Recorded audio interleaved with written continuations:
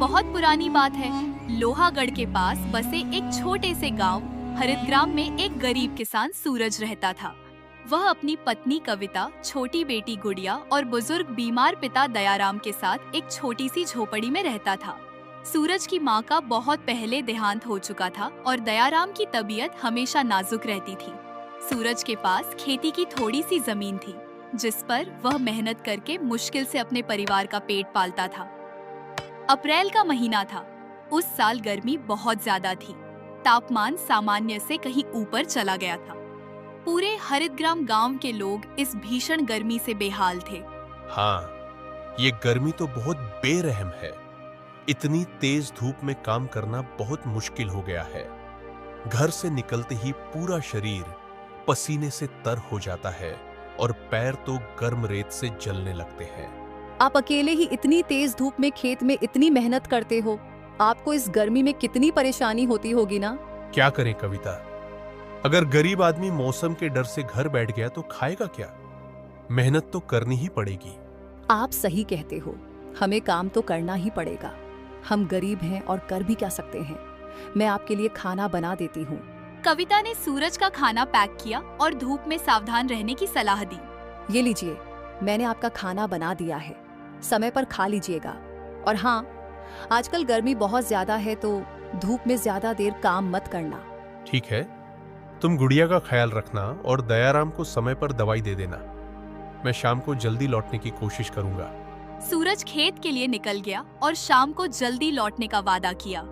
जब वह खेत पहुंचा तो उसकी फसल पूरी तरह पककर सोने की तरह लहलहा रही थी। वाह, इस बार फसल बहुत अच्छी लग रही है। लगता है इस बार अच्छा मुनाफा हो जाएगा। वह फसल काटने ही वाला था कि उसका दोस्त रमेश घबराया हुआ उसके पास दौड़ा आया। सूरज भाई, तुम मेरे साथ जल्दी घर चलो। तुम्हारे पिताजी की तबीयत बहुत खराब है। रमेश ने बताया कि उसके पिता की तबीयत अचानक बहुत बिगड़ गई है। सूरज जल्दी से घर पहुंचा और देखा कि उसके पिता बहुत तेज दर्द से कराह रहे हैं। पिताजी, आपको क्या हुआ? पिताजी, मुझे बताओ। सूरज अपने पिता की पीड़ा नहीं देख सका और उन्हें जल्दी से डॉक्टर के पास ले गया। डॉक्टर ने दयाराम की अच्छे से जांच की और बुरी खबर सुनाई। देखिए सर, मैंने आपके पिताजी की अच्छे से जांच की है। इन्हें एक गंभीर बीमारी है जिसका इलाज केवल ऑपरेशन से ही संभव है। इस ऑपरेशन में लगभग 50,000 रुपए का खर्च आएगा। 50,000? डॉक्टर साहब, मैं बहुत गरीब हूँ। मैं इतने सारे पैसे कहाँ से लाऊंगा? देखिए सर, पैसे का इंतजाम तो करना ही होगा। आपको आज शाम तक का समय है, जल्दी इंतजाम कीजिए। दयाराम को एक गंभीर बीमारी थी जिसके लिए तुरंत ऑपरेशन जरूरी था। ऑपरेशन का खर्च 50,000 रुपये था। सूरज सदमे में आ गया क्योंकि वह बहुत गरीब था और उसके पास इतने पैसे नहीं थे। डॉक्टर ने उसे शाम तक पैसे का इंतजाम करने को कहा। सूरज बहुत दुखी मन से घर लौटा। सूरज घर पहुंचा और कविता को सब कुछ बताया। कविता, मुझे समझ नहीं आ रहा कि इतने पैसों का इंतजाम कैसे करूं। ये नामुमकिन है। उसे समझ नहीं आ रहा था कि इतने पैसे कहां से लाए। कविता ने अपने गहने बेचने का सुझाव दिया, जो उसकी माँ की आखिरी निशानी थी। आप चिंता क्यों करते हो? मेरे गहने पड़े हैं ना, उन्हें बेच दो और दयाराम का इलाज करवा लो। लेकिन वे तुम्हारी माँ की आखिरी निशानी है और वैसे भी गहनों के बदले में ज्यादा पैसे नहीं मिलेंगे। क्या इन गहनों की कीमत दयाराम की जान से ज्यादा है? कोई बात नहीं, गहने तो हम और ले लेंगे। आप इन्हें जल्दी बेच दीजिए और दयाराम का इलाज करवाइए। सूरज ने मना किया, लेकिन कविता ने उसे समझाया कि दयाराम की जान गहनों से ज्यादा कीमती है। अच्छा ठीक है कविता, मैं अभी इन गहनों को लेकर सेठ चतुर्भुज के पास जाता हूँ। सूरज मान गया और गहने लेकर साहूकार सेठ चतुर्भुज के पास गया। आओ आओ सूरज, आज इतनी जल्दी क्या बात है? क्या हुआ? सूरज सेठ चतुर्भुज की दुकान पर गया और गहनों के बदले पैसे मांगे। सेठ जी, मेरे पिताजी बहुत बीमार हैं। डॉक्टर ने 50,000 रुपए का ऑपरेशन बताया है। कृपया मेरी पत्नी के गहने ले लीजिए और मुझे पैसे दे दीजिए। सूरज, मैं तुम्हें इन गहनों के बदले केवल 10,000 रुपए ही दे सकता हूँ। साहूकार ने गहनों के बदले केवल 10,000 रुपये देने की पेशकश की। 10,000? लेकिन सेठ जी, मुझे 50,000 चाहिए। मैं इससे 1 रुपया ज्यादा नहीं दूंगा। लेना है तो लो, वरना चले जाओ। सूरज ने ज्यादा पैसे मांगे, लेकिन चतुर्भुज ने मना कर दिया। सेठ जी, ऐसा मत करो। अगर आपने मुझे पैसे नहीं दिए तो मैं अपने पिता की जान नहीं बचा पाऊंगा। देख सूरज, मैं तुम्हारे लिए बस इतना कर सकता हूँ। तुम अपना घर और जमीन गिरवी रख दो और उसके बदले में मैं तुम्हें पूरे 50,000 रुपये दे दूंगा। जैसे ही तुम पैसे चुका दोगे, मैं तुम्हारा घर जमीन वापस कर दूंगा। आखिरकार चतुर्भुज ने एक सौदा पेश किया। सूरज अपना घर और जमीन गिरवी रखकर 50,000 रुपये ले सकता था। सूरज के पास कोई चारा नहीं था। उसने दुखी मन से अपनी पूरी संपत्ति गिरवी रख दी। उसने पैसे लिए, डॉक्टर को भुगतान किया और उसके पिता का ऑपरेशन सफल रहा। सफल ऑपरेशन के बाद सूरज अपने पिता को घर ले आया और डॉक्टर की सलाह का पालन करने लगा। आप आ गए। दयाराम की तबीयत कैसी है अब? अब पिताजी की तबीयत ठीक है। ऑपरेशन हो चुका है। डॉक्टर ने इन्हें आराम और समय पर दवाई लेने को कहा है। लेकिन अब सूरज का घर और खेत गिरवी थे। उसकी आर्थिक परेशानियां और बढ़ गई। जल्द ही घर में खाने के लिए एक दाना भी नहीं बचा और दयाराम की दवाइयां भी खत्म होने वाली थीं।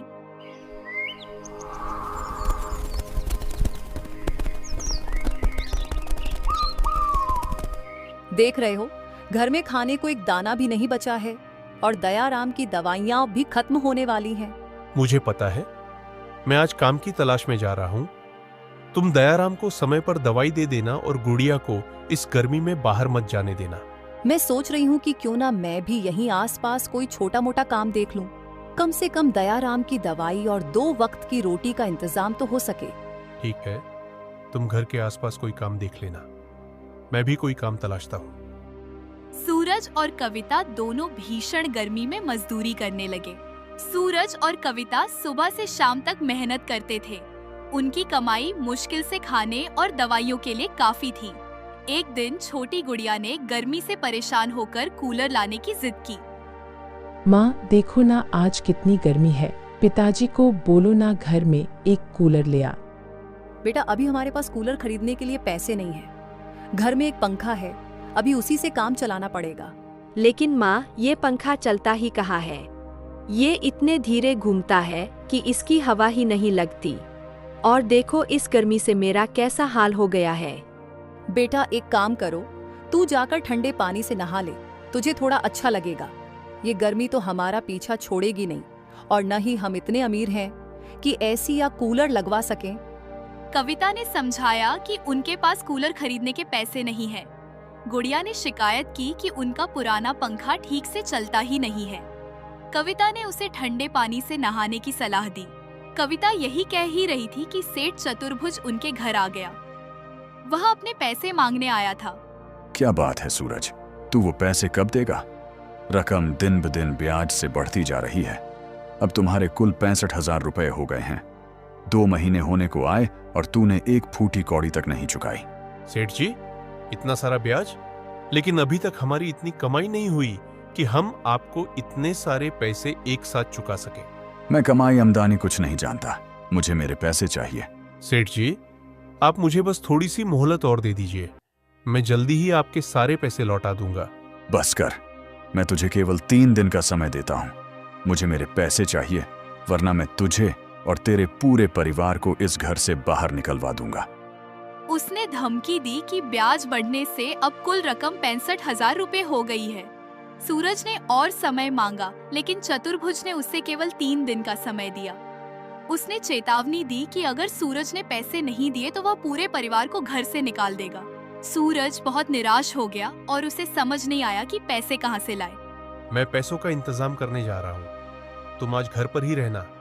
देखो, अभी सूरज ठीक से निकला भी नहीं और गर्मी ने अपना कहर बरसाना शुरू कर दिया है। तुम गुड़िया और दयाराम का ध्यान रखना।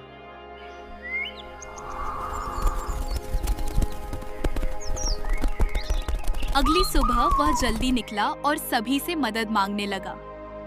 पहले वह अपने अमीर दोस्त मनोहर के पास गया, जो पास के शहर में नौकरी करता था। क्या 65,000 रुपए? नहीं नहीं सूरज भाई, मेरे पास इतने पैसे नहीं हैं। देखो कितनी गर्मी पड़ रही है और मेरी बेटी ऐसी लेने की जिद कर रही है। माफ करना सूरज भाई, मैं तुम्हारी कोई मदद नहीं कर सकता। मनोहर ने बहाना बनाकर मदद करने से मना कर दिया। फिर सूरज सभी रिश्तेदारों और दोस्तों के पास गया, लेकिन किसी ने भी उसकी मदद नहीं की। 2 दिन भटकने के बाद वह अपने मालिक साहब सिन्ह के पास गया। साहब जी, अब तो केवल आप ही मेरी आखिरी उम्मीद हो। मेरी मदद करो साहब जी, नहीं तो सेठ चतुर्भुज मुझे घर से निकाल देगा। सूरज, ये तो बहुत बड़ी रकम है। अभी तो तुम्हें काम करते हुए 2 महीने ही हुए हैं और इस गर्मी में धंधा बहुत मंदा चल रहा है। माफ करना, मैं तुम्हें इतना ज्यादा पैसा नहीं दे सकता। अगर मैं सबको पैसे देता रहा तो मेरा एक दिन दिवालिया निकल जाएगा।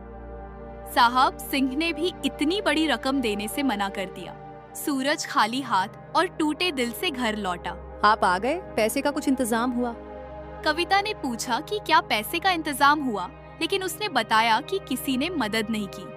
नहीं कविता, मैं दोस्तों, रिश्तेदारों, यहाँ तक कि अपने मालिक के पास भी गया। कोई भी हमारी मदद करने को तैयार नहीं है। दोनों को डर था कि सेठ अगले दिन क्या करेगा। फिर क्या होगा? वो सेठ कल क्या करेगा? यही तो चिंता खाई जा रही है। अब तो बस ऊपर वाला ही जाने क्या होगा।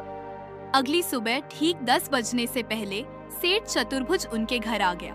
उसने तुरंत अपने पैसे मांगे। ला भाई सूरज, मेरे 65,000 रुपए दे। तुझे दिया हुआ 3 दिन का समय पूरा हो चुका है। सेठ जी, अभी तक मुझसे पैसे का इंतजाम नहीं हो पाया है। आप मुझे थोड़ी मोहलत और दीजिए, मैं जल्दी ही पैसे लौटा दूंगा। सूरज ने और समय मांगा, लेकिन चतुर्भुज ने एक न सुनी। वो सब मैं नहीं जानता। निर्धारित समय पर तूने मुझे पैसे नहीं लौटाए, इसलिए अब तुम्हारा गिरवी रखा हुआ घर और जमीन मेरे हो चुके हैं। साहूकार ने ऐलान कर दिया कि गिरवी रखा हुआ घर और जमीन अब उसकी है। उसने सूरज और उसके पूरे परिवार को भरी दोपहरी में घर से बाहर निकाल दिया। सूरज का परिवार तेज धूप में बेघर होकर निकल पड़ा। छोटी गुड़िया प्यास से तड़प रही थी और पानी मांग रही थी। पिताजी, उन अंकल ने हमें घर से बाहर क्यों निकाल दिया? अब हम इतनी गर्मी में कहाँ जाएंगे? मुझे बहुत प्यास लग रही है पिताजी। घर से जितना पानी लेकर आए थे वो तो खत्म हो गया। घर से लाया हुआ सारा पानी खत्म हो गया था। मैं देखता हूँ कहीं पानी मिलता है या नहीं। सूरज ने एक पानी वाले को देखा और पानी खरीदने गया। ताऊ जी, पानी का गिलास कितने रुपए का देते हो? 5 रुपए का गिलास है बेटा, कितने दूं? पानी वाले ने एक गिलास पानी के 5 रुपए मांगे। ताऊ जी, अभी तो 2 रुपए का मिल रहा था, अचानक 5 रुपए कैसे हो गया? बेटा, गर्मी भी तो देखो कितनी है। पानी आसानी से कहाँ मिलता है, दूर नदी से लाना पड़ता है। मैं गरीब इसी काम से अपना घर चला रहा हूँ। अच्छा ठीक है ताऊ जी, 2 गिलास दे दीजिए। सूरज ने 2 गिलास पानी खरीदा और अपने परिवार को दिया। आप भी थोड़ा पानी पी लीजिए, देखिए कितनी गर्मी है। नहीं, मैंने पानी पी लिया था, वही तुम पियो। कविता को पता था कि सूरज पैसे बचाने के लिए पानी पीने का नाटक कर रहा है, इसीलिए उसने उसके लिए थोड़ा पानी बचा रखा था। परिवार अब बेघर, भूखा और थका हुआ था। वे एक बड़े बरगद के पेड़ के नीचे आराम करने बैठ गए। हमें रहने के लिए कोई जगह देखनी होगी, वरना हम इस गर्मी में कहाँ जाएंगे? तुम सही कहती हो, लेकिन सब लोग बहुत थक गए हैं और भूखे हैं। चलो पहले किसी पेड़ की छांव में थोड़ी देर आराम करते हैं। जब धूप थोड़ी कम होगी तब रहने का कोई ठिकाना देखेंगे। माँ, मुझे बहुत भूख लग रही है। क्या हमारे पास खाने को कुछ है? गुड़िया ने भूख से तड़पकर कहा कि उसे खाना चाहिए। बेटा, थोड़ी सी कल वाली रोटी और अचार था, लेकिन इस गर्मी की वजह से वो पूरी तरह खराब हो चुके हैं। कविता ने बताया कि बचा हुआ खाना गर्मी की वजह से खराब हो गया है। लेकिन माँ, मुझे बहुत जोर से भूख लगी है, मुझे खाना चाहिए। सूरज खाने की तलाश में गया, लेकिन उसे कुछ नहीं मिला। हे भगवान, ये कैसी परीक्षा ले रहे हो? एक तो बेघर, ऊपर से ये गर्मी और फिर भूख। पर चिंता मत करो, ऊपर वाला कभी भी अपने भक्तों को भूलता नहीं, वो सब ठीक कर देगा। मुझे भी बहुत भूख लगी है, मैं यहाँ आसपास कुछ खाने को देखता हूँ, अगर मिल गया तो लेकर आता हूँ। वो खाली हाथ लौट रहा था कि उसे एक संत महाराज मिले। संत महाराज ने देखा कि सूरज बहुत परेशान है और उसने दुख का कारण पूछा। अरे बेटा, तुम मुझे बहुत परेशान लग रहे हो, क्या कोई बात है? तुम मुझे बता सकते हो? सूरज ने संत को अपनी पूरी कहानी सुनाई। इतना परेशान मत हो बेटा, तुम अपने परिवार को लेकर मेरे साथ चलो, मैं तुम्हें मंदिर ले चलता हूं, वहां तुम आराम से भंडारा खा सकते हो। संत सूरज और उसके परिवार को मंदिर ले गए। मंदिर में उन्होंने भंडारे में पेट भरकर खाना खाया। अच्छा हुआ कि मुझे वो संत महाराज मिल गए, वरना पता नहीं मैं आप लोगों को कैसे खाना खिला पाता। भगवान हम जैसे गरीब बेसहारा लोगों की तकलीफ समझता है। जरूर उन्होंने ही संत को हमारे पास भेजा होगा। सूरज और कविता ने महसूस किया कि भगवान ने ही संत को उनकी मदद के लिए भेजा था। लेकिन कविता, हम रहेंगे कहाँ? गुड़िया और दयाराम को लेकर इस गर्मी में कहाँ जाएंगे? ये तो मैं भी नहीं जानती, लेकिन इतना जरूर जानती हूँ कि भगवान सब ठीक करेंगे। हाँ बेटा, कविता बिल्कुल ठीक कह रही है। तुम बस ऊपर वाले पर भरोसा रखो, वो सब ठीक कर देंगे। भोजन के बाद परिवार ने रहने के लिए जगह ढूंढी, लेकिन उन्हें कोई शरण नहीं मिली। आखिरकार थक हार कर वे उसी बड़े बरगद के पेड़ के नीचे लौट आए।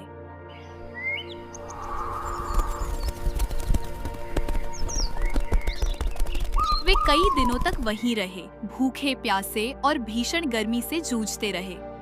उनकी हालत बहुत खराब हो चुकी थी। देख रहे हो, गर्मी और भूख प्यास से दयाराम और गुड़िया कैसे हो गए हैं। मुझसे तो अब इनकी ये हालत देखी नहीं जाती। मुझे पता है कविता, लेकिन अब हम क्या करें, कहाँ जाए? हमारे दोस्त, रिश्तेदार सब ने हमसे मुंह मोड़ लिया। भगवान हमारी कैसी परीक्षा ले रहे हैं। हमने तो आज तक सपने में भी किसी का बुरा नहीं चाहा।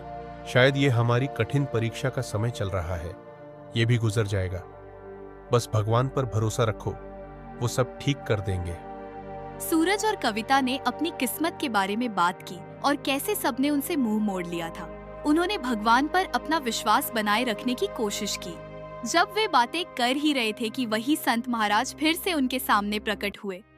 उन्होंने फिर से सूरज का दुख सुना और कहा कि भगवान ने उनकी प्रार्थना सुन ली है। बेटा, भगवान ने तुम्हें नहीं भुलाया है, उन्होंने तुम्हारी प्रार्थना सुन ली है। चलो, मेरे साथ चलो। संत उन्हें एक छोटे, मजबूत और सुंदर घर के सामने ले गए। ये घर तुम्हारे लिए है, भगवान शिव ने तुम्हें आशीर्वाद दिया है। उन्होंने बताया कि यह घर भगवान शिव का दिया हुआ उपहार है। धन्यवाद भगवान, इस चमत्कार के लिए धन्यवाद। हमारी प्रार्थनाएं पूरी हो गई। हम आपकी दया कभी नहीं भूलेंगे। मैंने तुमसे कहा था बेटा, भगवान अपने भक्तों का हमेशा ख्याल रखते हैं।